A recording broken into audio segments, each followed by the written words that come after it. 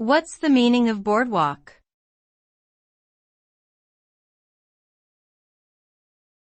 Boardwalk.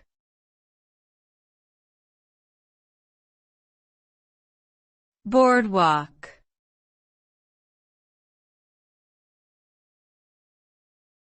Boardwalk.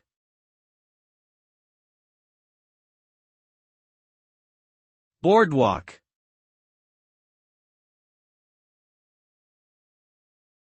A boardwalk is a type of walkway or promenade that is typically constructed of wooden boards or planks. These structures are often built along beaches, waterfronts, or other scenic areas to provide easy access for pedestrians while also protecting the natural environment. Boardwalks can be found in many different locations around the world and serve various purposes, such as providing a space for exercise, walking, and cycling, or hosting shops, restaurants, and entertainment venues.